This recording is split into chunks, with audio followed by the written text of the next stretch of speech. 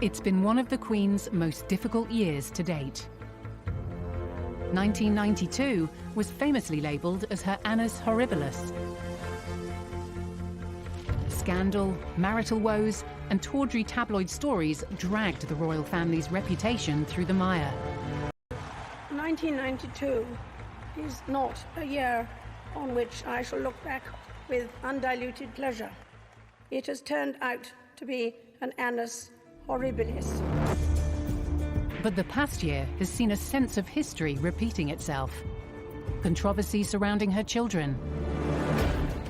The allegations may not be new, but they dramatically raised the stakes, not only for Prince Andrew, but the royal family as a whole. I would say no way back now for Prince Andrew.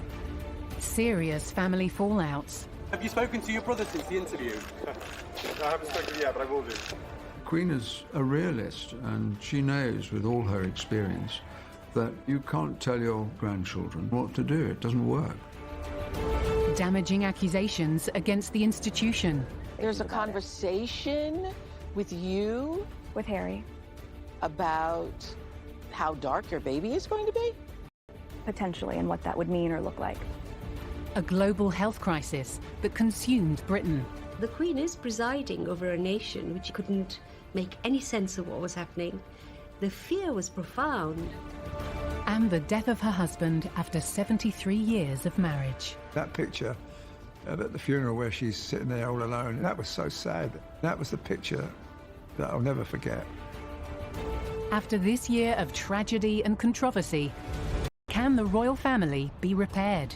It's an insidious drip, drip, drip of damaging headlines. There was a series of collisions that were happening, and it looked like it was going to get worse, and it did get worse.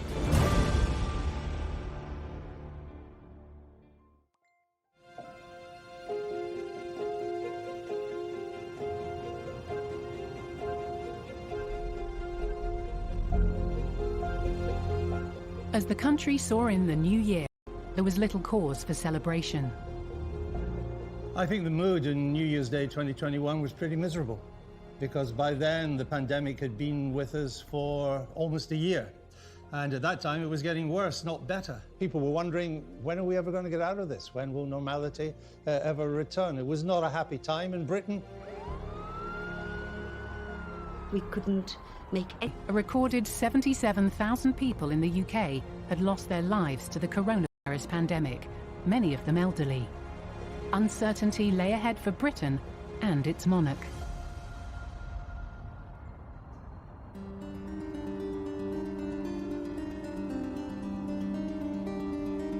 When the Queen woke up on New Year's Day in 2021, I don't think the Queen, like any of us, would have been particularly hopeful of change, because we were still in the thick of that particular winter wave. Britain felt like quite a dark place. COVID rates were rising again. People were really starting to struggle with yet another lockdown. Things were very tough, and it was no different for members of the royal family. It did not pass people's attention that the Queen and her husband were in the most vulnerable group of the lot. And I think that made a lot of people worried and uncomfortable. The Queen was 94. Considerable concern for her safety. Terribly important to protect the Queen. If we'd lost the head of state in the middle of this, that would have been an absolute disaster. Keeping the Queen protected from coronavirus was of paramount importance. If the Queen had had COVID unvaccinated, there was a very high likelihood that it would have killed her.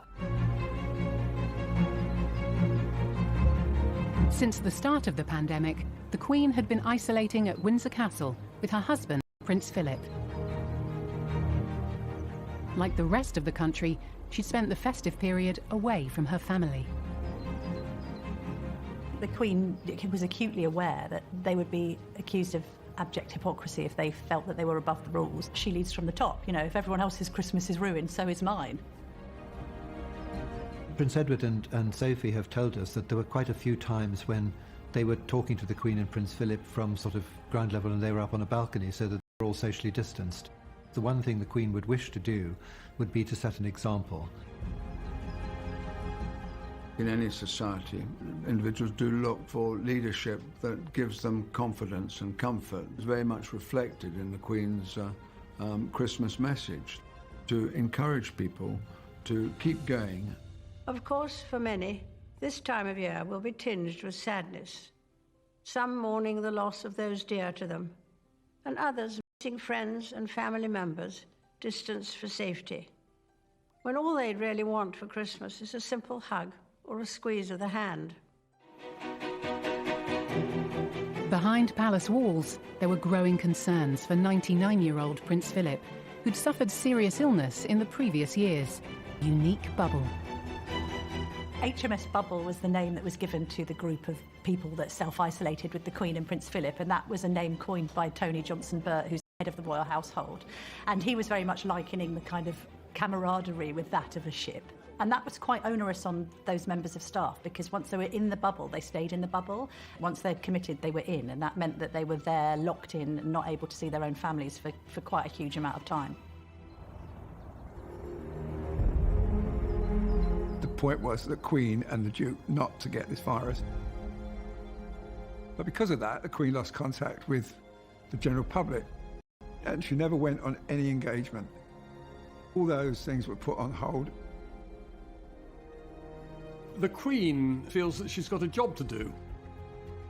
It was frustrating not to be able to do her job in the normal way and to get out and to meet people. Isolated at Windsor, the Queen had plenty to occupy her thoughts. Not least among them, the growing schisms in the family, which were about to get worse.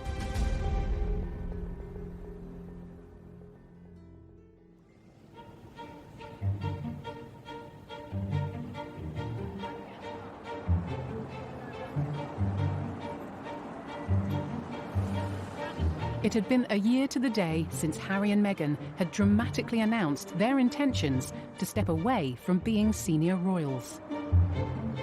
The announcement by Harry and Meghan that they were withdrawing was obviously an intensely personal family moment for the Queen.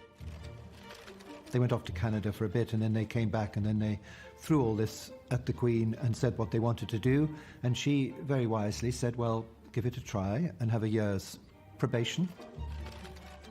The transitional period was put in place as almost as a kind of safety catch, so that should the couple go to America and decide that actually they'd made the decision, had they found themselves unable to make things work, that they still had this opportunity to return and resume. It's almost like granting them a year-long sabbatical, if you like.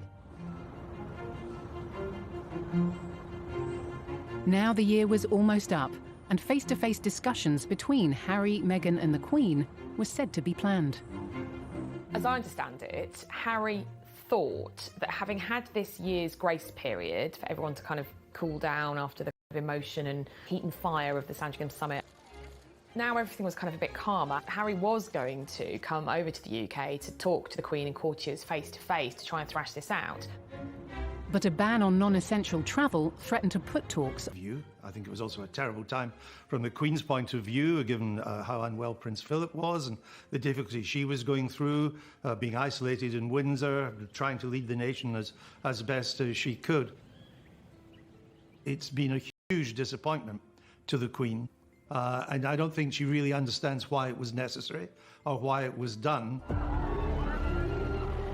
With the transitional year ending, the Queen now faced difficult questions about the Sussex's future. She sticks to her decisions, so if things go wrong, she never turns around and says, well, who advised me to do that? It very much is aware that she had the final say on what should be done in a certain situation. There was this concern that they were going to set up shop in direct competition in the US, and that would have proved difficult. So on one hand, the Queen had the pressure on her to kind of preserve the institution of monarchy, while also trying to preserve her own familial relations with her beloved grandson. I don't think either side emerged from it terribly well. There was a sort of series of collisions that were happening, and it looked like it was going to get worse, and it did get worse. But Harry and Meghan's departure from royal life wasn't all the Queen was dealing with. Behind closed doors, the health of Prince Philip her rock for so many years was deteriorating.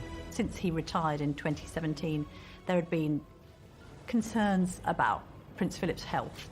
The idea of a 99-year-old man going into hospital is always a worry. Those who saw Prince Philip leave hospital and return to Windsor could see that he was a very sick man.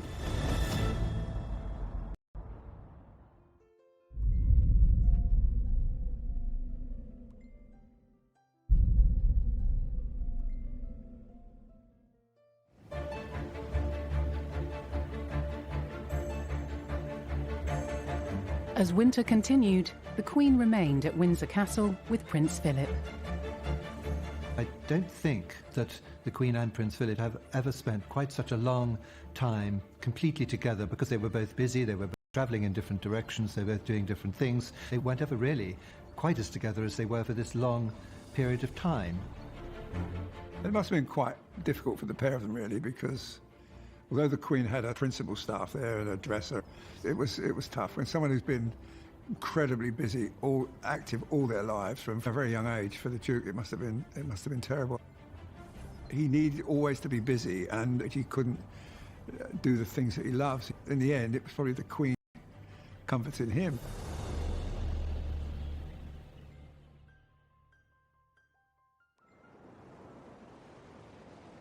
Sussex have tonight announced they are expecting a second child. I'm sure the Queen was absolutely delighted to hear the news that the Sussex were expecting a second child, but it is difficult for the Queen because she hasn't been able to see Archie. I think the last time she actually saw him in the flesh was November 2019. The only time she's ever going to see these great-grandchildren is if they come over to the UK. Maybe she'll see them next year as she marks her Platinum Jubilee. We have to wait and see. The following day, more news emerged from California. This time, it wasn't so good. It was revealed that Harry and Meghan were to give their first interview since stepping away from the royal family to US talk show host Oprah Winfrey. It came as a huge surprise to the royal family that Harry and Meghan were prepared to do this, and to do it with Oprah Winfrey. There was surprise, some anger, maybe a little apprehension as well, that they were giving this interview, because not only had they cut loose and seemed to want to do their own thing out in California, but that they were going to wash their dirty linen in public. It was much better when the monarchy was more of mystique. There is less privacy, and I think for their sakes that's a pity. News that the Queen's grandson was discussing royal life with one of the world's most famous interviewers sent shockwaves through the royal household and around Britain. It was dominating the newspapers. It was totally dominating the airwaves. When's it going to be screened? And then they were putting little segments out, which was getting people in a state of frenzy almost about it. To say there were misgivings in the palace would be an understatement. Harry and Meghan had already privately aired a lot of their grievances. So when this sit-down with Oprah was announced, the palace probably knew what was coming, and it wasn't going to be pretty.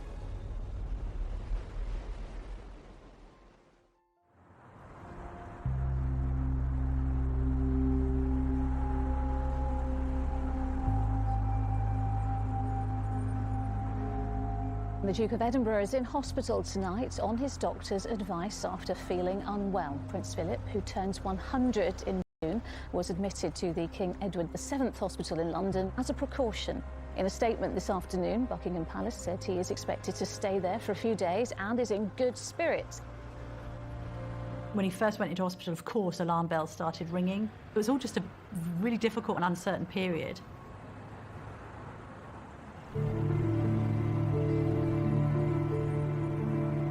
At the same time that the Duke of Edinburgh is in hospital, there's this family drama unfolding. I think it had become abundantly clear as time had gone on. For interview made it quite clear they weren't coming back. So rather than have endless speculation about this 12-month review coming to an end, the decision was just taken, right, they're not coming back, let's just clear that one up. Unable to talk face-to-face, a final decision on Harry and Meghan's future was made, with them 5,000 miles away. The Queen would have tried to talk him out of it, you know, in a nice way. You know, do you really need to do this? He wanted to keep his titles, he wanted to keep the name for his charity, and the Queen stopped that straight away. She said, you're either going to be working here as a member of the royal family or you're going to America. If you go to America, you're just Prince Harry. And she was adamant that was the case. The Queen was upset about that. And every one of them knows the last thing you want to do is upset the Queen.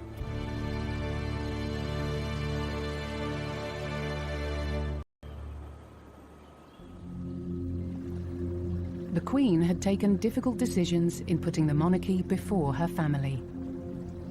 Now she had to face up to problems closer to home, where Prince Philip's condition was getting worse.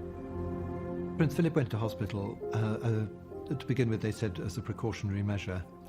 He then had to be moved from the Edward VII to another hospital. Like many Britons, Queen was unable to visit her husband as he continued his stay in hospital. The royals were probably acutely aware that there's a lot of transmission in hospitals. They didn't want to put the Queen at unnecessary risk. What's the point of her being in a bubble for months and months and months, only to then travel to London to a hospital? She must have been concerned, but she probably spoke to him every day on the phone. And she probably discussed the Harry and Meghan situation on the phone with Philip. And I think if he had any patience left, he would have probably calmed the Queen down a wee bit, you know. Prince Charles managed to visit his father, but left visibly distressed. But Charles left pretty upset, so I figured that that conversation had been, it's not far off for me, you know. He's talking to Charles and probably saying, you know, like most parents would say, look, take care of your mother, keep your eye on your mother, make sure she's, you know, everything's fine. You know, it's the sort of thing you would say. He was 99, and he had recurring problems. And at that age, I didn't think he would come out. I said to my family, I think this is the end for poor Prince Philip.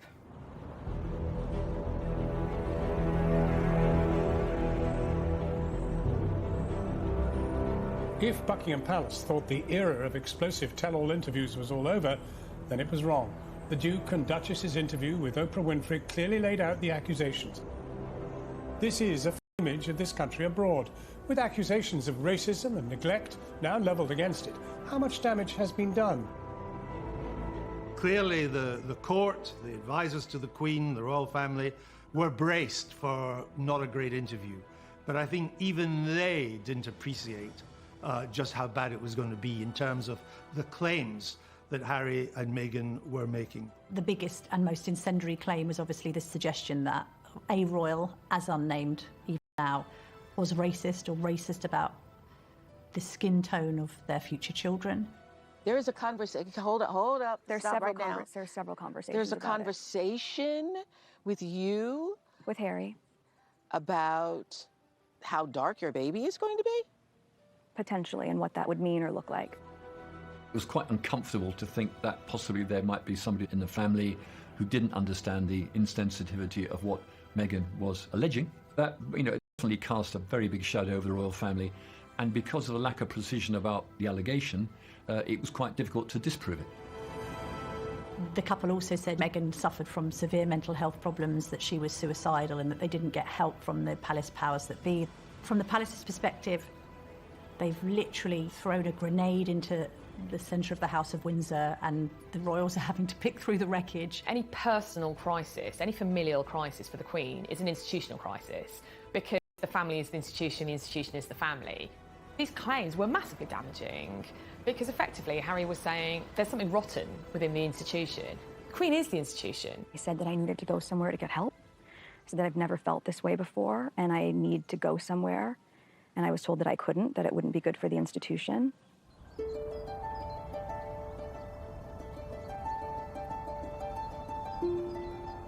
I think some people were genuinely rattled by what was said. Prince Harry was speaking as a free individual. But there's no doubt in my mind that there's great discomfort in the royal family.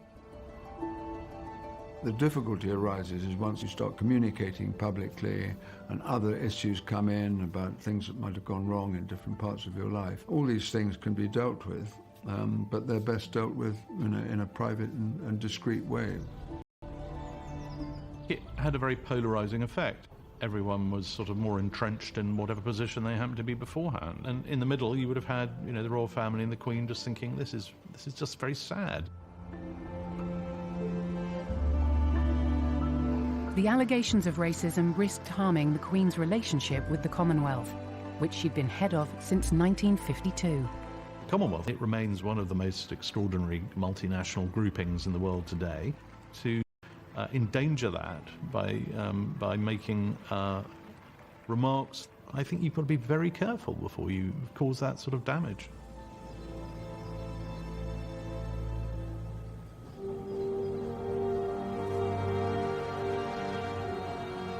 The Queen has tonight addressed some of the huge issues raised in the Duke and Duchess of Sussex's explosive TV interview.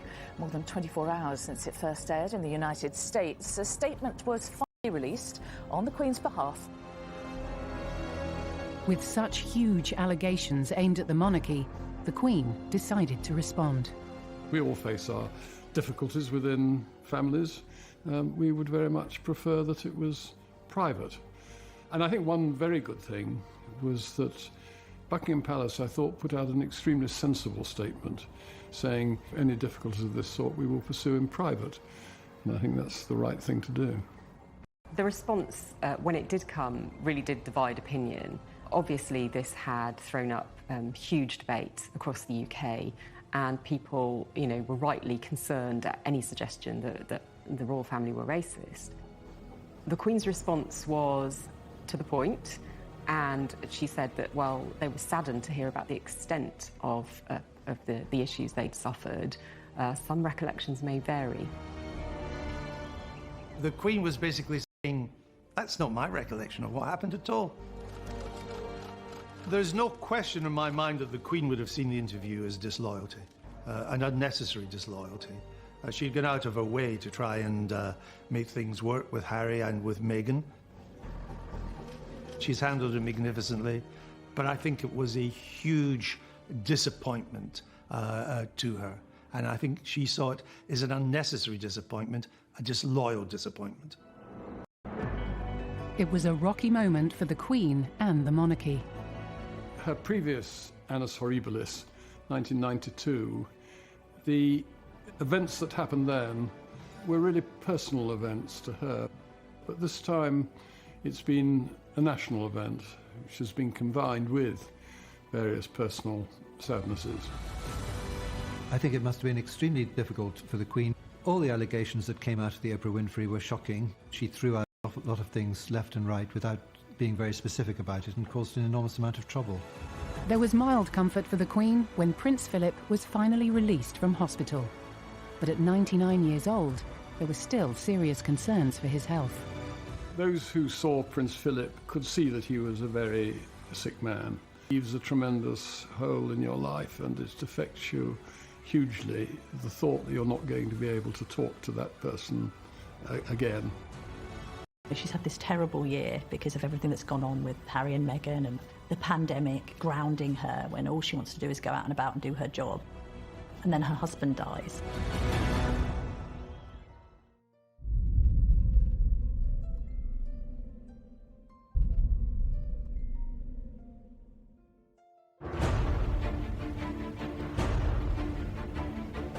The Queen had endured a terrible start to 2021.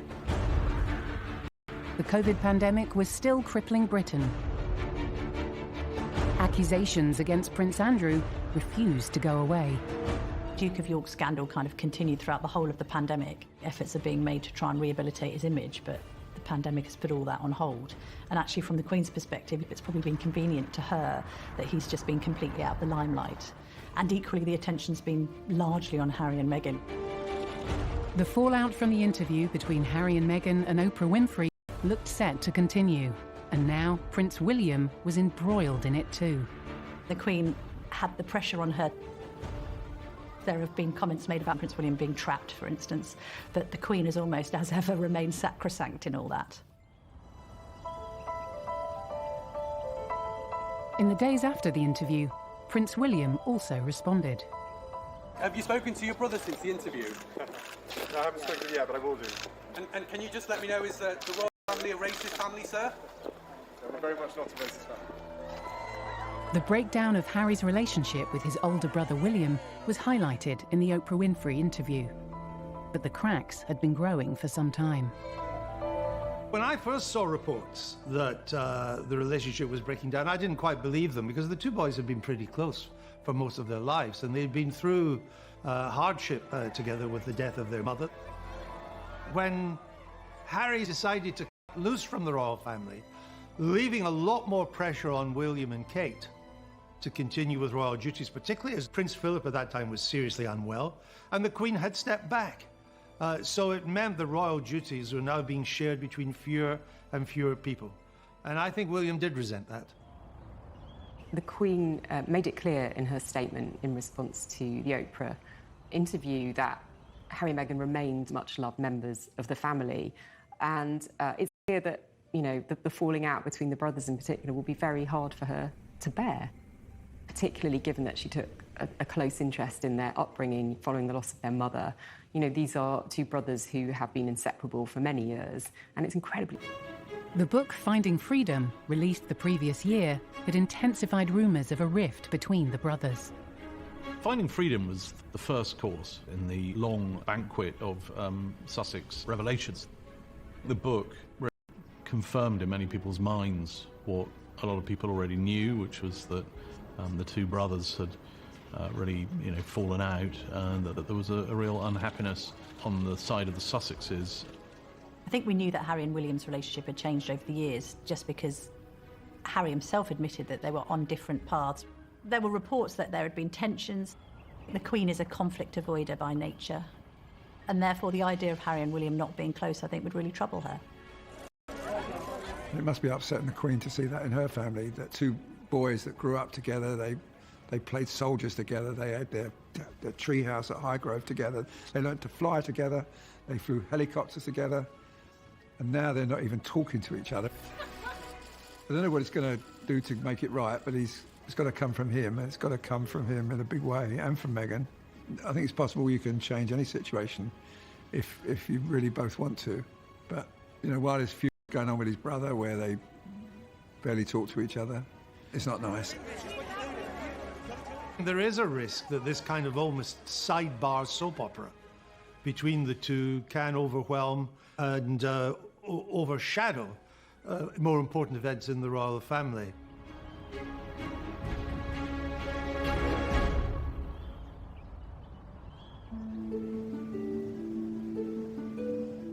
Now, when Prince Philip went into hospital on the 16th of February, it was, we were told, out of an abundance of caution. Tonight, on the 16th of March, he is finally back home with the Queen at Windsor. He left hospital in central London by car after 28 nights. Quite a lot has happened during that time.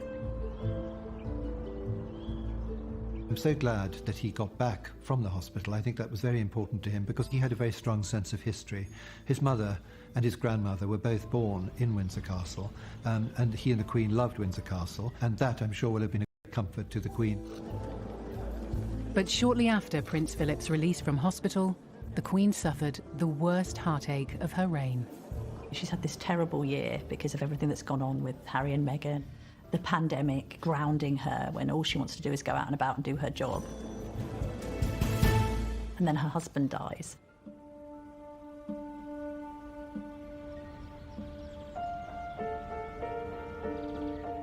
We are interrupting normal programmes to bring you some news from the royal household. It is with deep sorrow that Her Majesty the Queen announces the death of her beloved husband, His Royal Highness Prince Philip, Duke of Edinburgh. It was a terrible loss to the Queen in the most terrible of circumstances, of lockdown, of the Queen being on her own, of the royal family not even able to come and see her and comfort her. His death would also be a period of national sadness for the Queen herself. At 99, he had a great innings. Very fit man, kept himself fit, kept his brain active. But he'd gone and she was now on her own. She loved that man. Oh, God. What a romance, what a life. She's always had Philip by her side, who's supported her ideas and what she's wanted to do.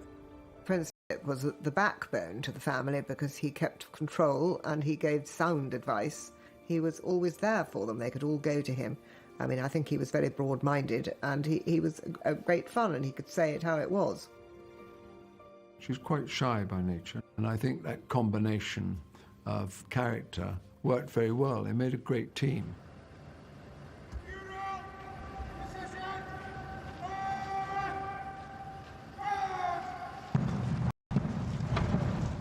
On the day of Prince Philip's funeral, there were blue skies, with Windsor Castle basked in sunshine. In a stripped-back service, the small number allowed to attend were forced to sit apart. But the distance between brothers William and Harry continued to attract attention. There was a lot of talk about whether Harry and William would speak to each other. In the run-up to the funeral, that threatened to overshadow it.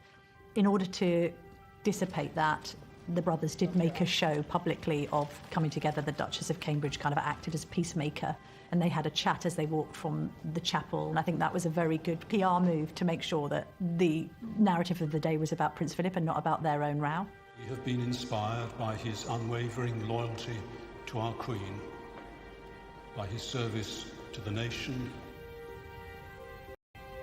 The Queen sat alone as she grieved for her husband of 73 years. That picture at the funeral where she's sitting there all alone, and that was so sad that she was keeping the rules, keeping the isolation rules, sitting on her own, and there she was burying her husband. That was the picture that I'll never forget.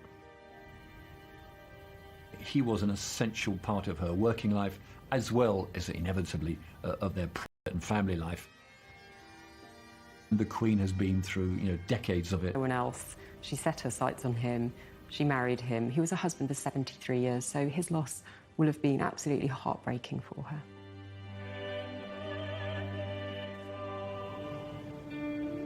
The Queen now had to get used to life without Prince Philip, but things were not about to get any easier.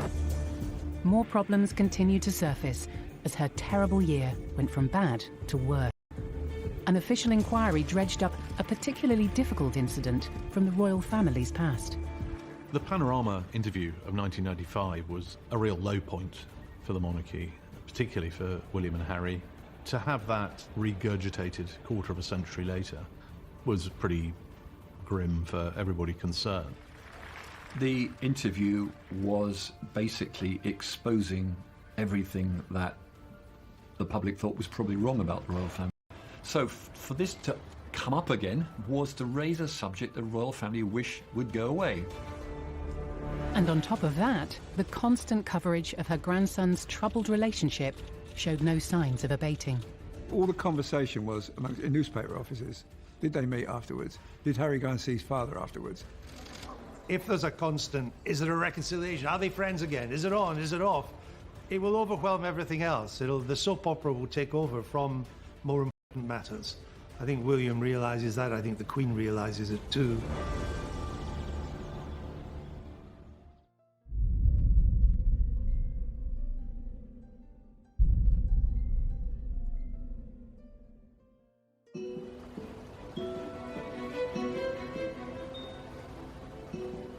As spring drew to a close, the Queen was coming to terms with one of the worst years of her entire reign. She's lost her husband. She's lost the solid figure in her life since she was almost a teenager. She's been in isolation so much that she can't meet her people, which she loves to do. She can't meet her family, which she loves to do as well. The scale of the crisis we've been through is so huge. It's put more on the Queen's shoulders, I would say, than any previous crisis.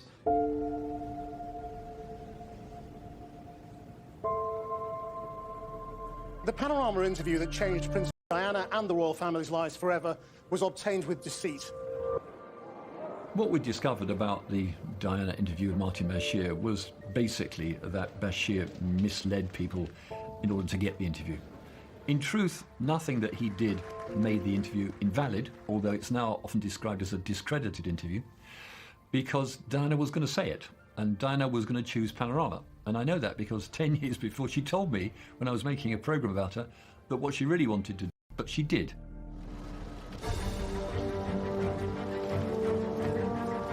I mean, the 1990s were a difficult time for the Queen. The Diana interview, the Andrew Morton book, Diana's death, and how to handle that. I think the last thing she wanted was to be reminded of that time. She has moved on from that. She was a victim of it in a way. She suffered from it and had to learn a lot of things from it too. The Queen doesn't like private issues being made public. The interview was basically exposing everything that the public thought was probably wrong about the royal family. For this to come up again was to raise a subject the royal family wish would go away.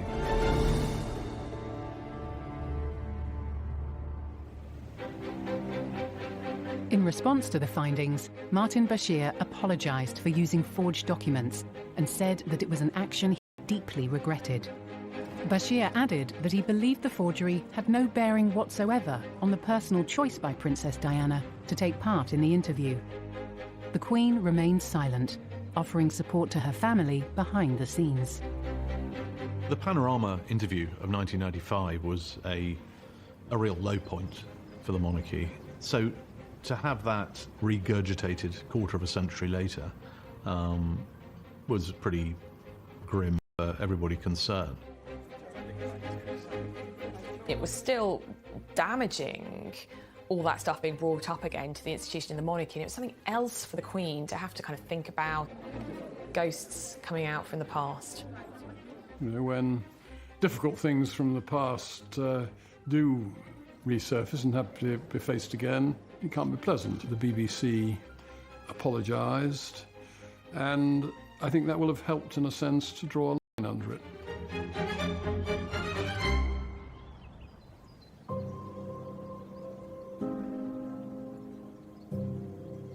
On a sunny Saturday afternoon in the grounds of Windsor Castle, the Queen officially celebrated her 95th birthday in a scaled-back Trooping the Colour service.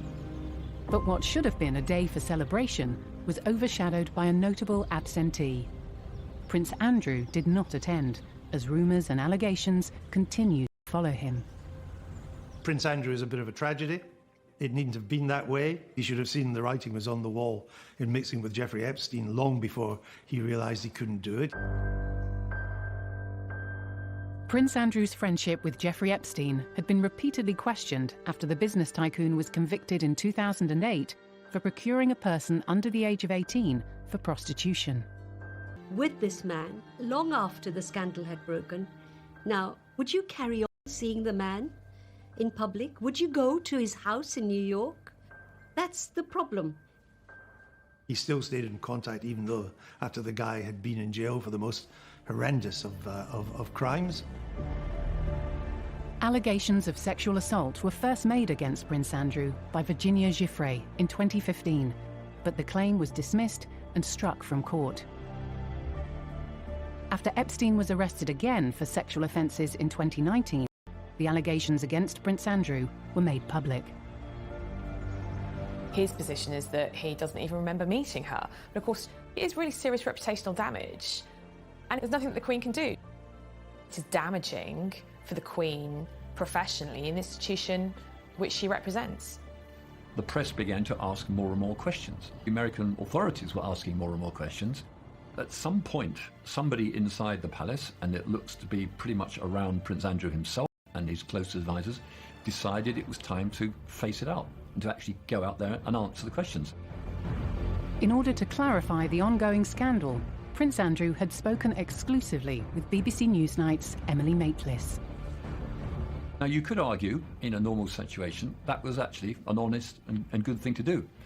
That is not the way it turned out. It was truly dreadful.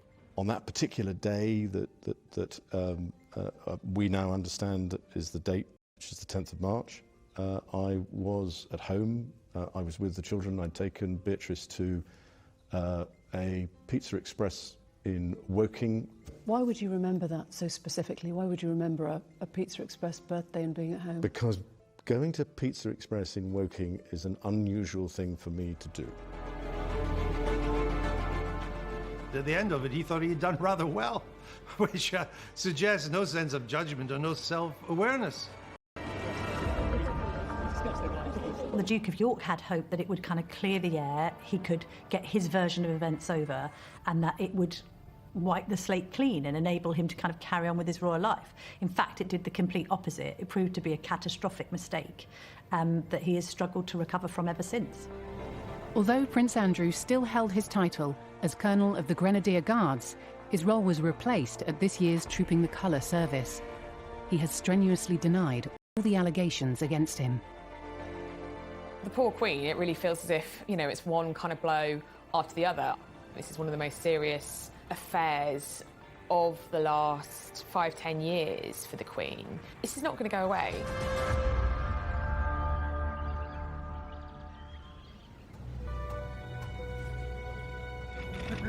On what would have been Diana's 60th birthday, William and Harry came together in a rare meeting to unveil a statue of their mother at Kensington Palace. Here they were in the same place, in the grounds of their childhood home, the first time they'd been seen together in public since Prince Philip's funeral. Again, the media was dominated by reports of the pair's difficult relationship. Even when they were there together unveiling the statue of their wonderful mother, Diana, who was, in my view, the greatest woman of the 20th century. No one's looking, the statue, everybody's looking at their reaction to each other, and because it's duty, they just got through it. It did bear the hallmarks of quite a sort of tense moment. People were hoping this was going to be the moment that the brothers reconciled, and I think, you know, there's more work to be done to that relationship. The unveiling of Diana's statue marked another royal engagement that threatened to be overshadowed by the warring brothers. I mean, it must be galling, bluntly, for the Queen. I don't think you ever quite get used to it when it's so close to you personally to see your own grandsons being cross-examined, in a sense, or their body language constantly being poured over by the press. I'm pretty sure, from what I've been told, that Prince William and Kate are reconciled to the fact that it's broken and it can't be put together, not in the foreseeable future anyway, and that they need to go their way, and William and Kate will go their way.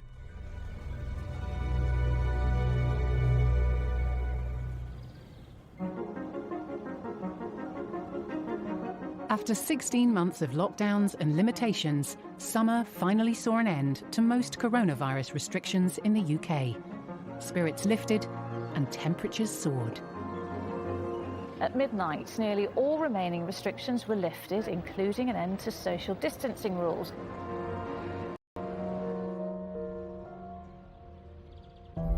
But on the same day, the Queen faced another bombshell from her grandson. Prince Harry suddenly announced that he is going to be producing an autobiography in the Queen's Platinum Jubilee year. And I don't think anyone at the palace was terribly happy about that, but at the same time, I don't think they were terribly surprised. The palace will be completely dismayed that Harry is writing a book. It's not what the royals are meant to do. It's unfortunate, it's unnecessary. I don't know why he's doing it. He doesn't need the money. Every time he does something like this, the return will be diminished and diminished and diminished until there's no return. Harry's memoir is expected to reveal intimate moments from his time within the royal family. The Queen was taught to not wash her dirty linen in public. She's been brilliant all her life about not discussing family problems in public. She is the past master of it. It will be hard for the Queen at her age. She loves her grandchildren, no doubt at all, and her great-grandchildren. She'll just have to think and feel with Harry, not hold herself apart. Why should he not be able to speak freely? The book itself may cause the royal family more anguish. It's never really been done before. The Duke of Windsor did write a book, but it'll be years and years after his abdication. Harry's gone down a road from which there is no good ending, because every book will have to be more sensational than the last. It's almost like he's still settling scores. So much depends for the royal family now on how Harry decides to proceed. And to put it bluntly, has he run out of ammo? Has he got things he still wants to get off his chest? There's a phrase about Biographies being the perfect vehicle for telling the truth about other people, not necessarily the person writing it. It's an account from his perspective. The royals will be hoping that he doesn't stick the knife in. We'll have to just wait and see. It had been a tumultuous year, and as summer progressed, the Queen's family continued to attract headlines that were threatening to damage the reputation of the monarchy. She's reigned for very nearly 70 years, and she's been an extremely good queen. And if some of the others can't shape up and get on with it, that is to some extent their problem. How the Queen deals with that is she deals with it in private, and I'm sure that's the effective way to do it.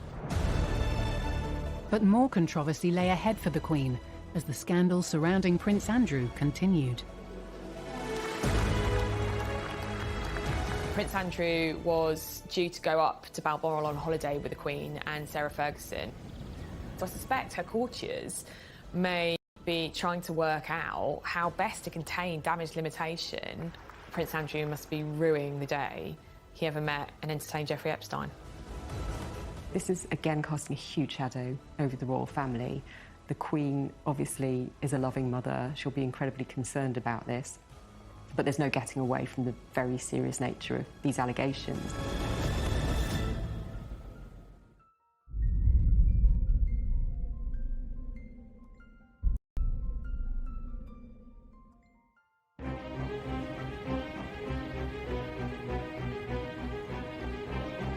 The Queen was living... This year, we've had everybody huddled in their homes every day, her included, and then at the end, when it starts to pick up and the vaccine's here, she loses Philip. That's pretty tough. The Queen's talked about her annus horribilis in the past, and I think that this year is up there alongside that. It's been incredibly difficult. It's been a sort of endless stream of challenges, and set against the backdrop of the pandemic, it's a lot for her to go through. At the end of July, the Queen travelled to Balmoral for her annual visit. It was the first time she'd holidayed there without husband Prince Philip. But shortly after she arrived, the Queen was met with more controversy.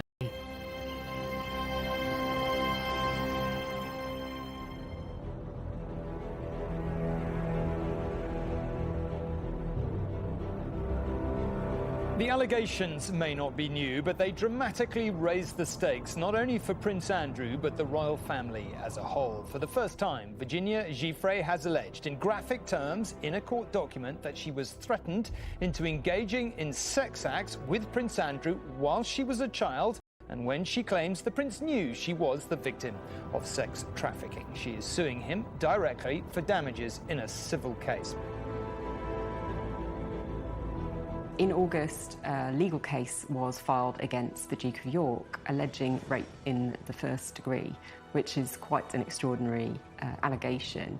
And this is a civil case, so it's not a criminal procedure, but it's been brought by his longtime accuser, Virginia Giuffre Roberts. And it's something that is not going away anytime soon. This is again casting a huge shadow over the royal family. The Queen obviously is a loving mother. She'll be incredibly concerned about this. But there's no getting away from the very serious nature of these allegations.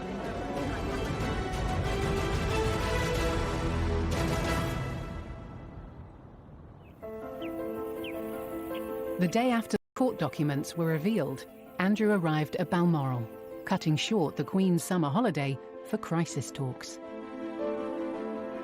Just at the point the Queen thought she might have a break from the difficulties in Balmoral, one of her favourite places in the world, this legal case will have sparked huge concerns again.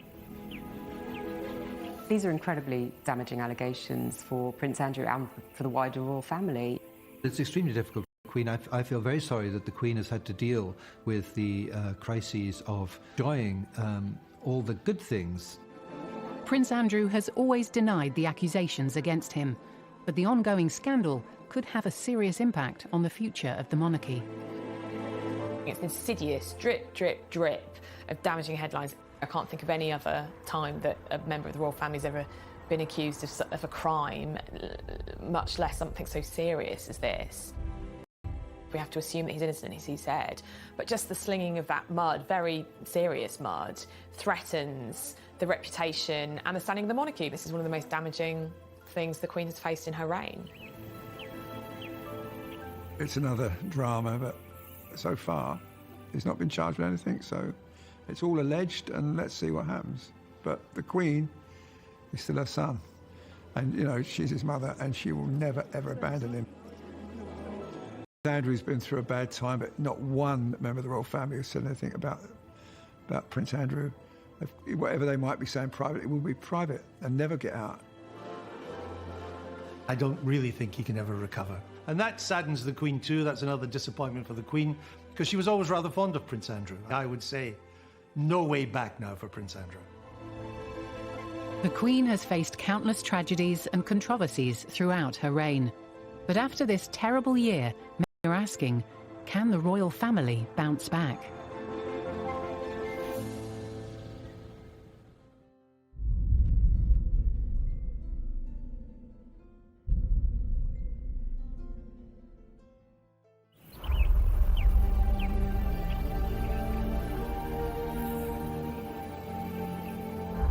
As 2021 continued, the Queen was presiding over an increasingly fractured family. Acrimonious departures and a US federal investigation were unlike anything the Queen had witnessed during her reign. And her children continued to dominate headlines as the year went on. Now, you might not know the name Michael Fawcett, but there was a time when he was an indispensable aide to our future King, Prince Charles. Today, both men were reported to the police over cash for honours allegations. Claims of misconduct from within Prince Charles's camp threatened to bring the monarchy into disrepute after Charles's former aide Michael Fawcett stepped down from his role as chief executive of the Prince's Foundation. It followed claims that Fawcett helped secure a CBE for one of the charity's donors. Did you secure honours for cash? Any comment on the revelations in newspapers last couple of days, sir?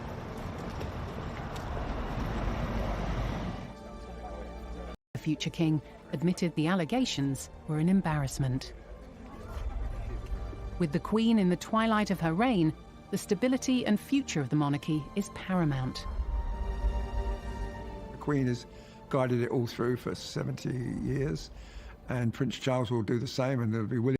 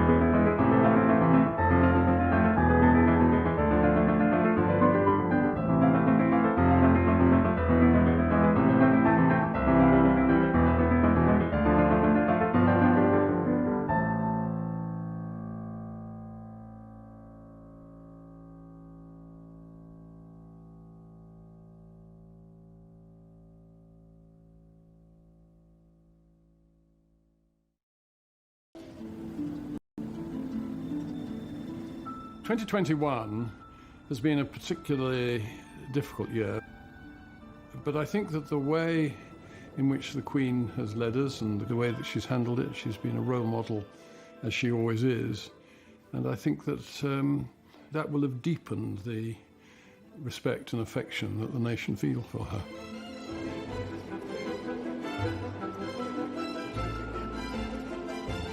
She's going to be 96 next year. She's celebrating 70 years on the throne.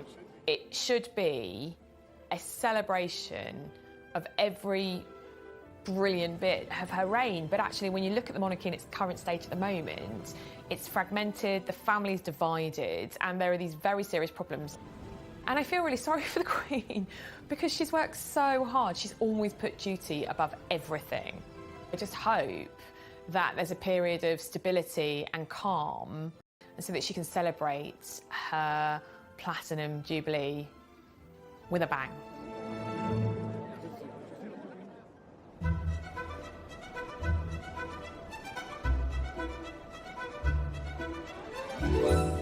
After a year of difficulty and strain, and the Queen's health in the headlines, will this new annus horribilis weaken or strengthen the monarchy? The strength of our monarchy has been, that it is able to adapt. It's always changing, and I think providing the values are still there, it often changes for the better.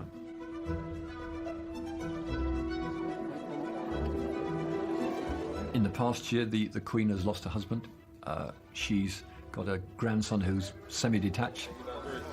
But that, in a sense, I think the respect for her is stronger than ever. And I think that the future of the royal family is probably more secured as a result of the way he has steered us through these difficult months.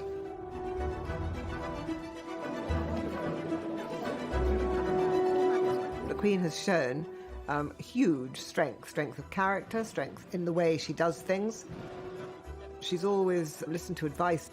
She's just an incredible woman, and I admire her enormously. She has been a rallying call for the nation. She has been a unifying figure for the nation. She has been a figure of love for the nation as well, and a figure of common sense for the nation. That wasn't always true in previous crises. This time she's come through with flying colours.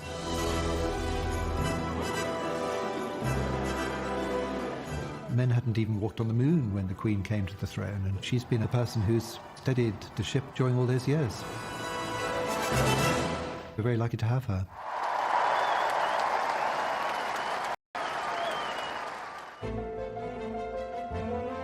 Our royal in the spotlight next Saturday is the Queen's naughty little sister, Princess Margaret, who certainly raised a few regal eyebrows. A Scandalous Affair is brand new at 8:40. Next tonight, we all love great entertainment on the telly, but better still when it all goes Pete Tong.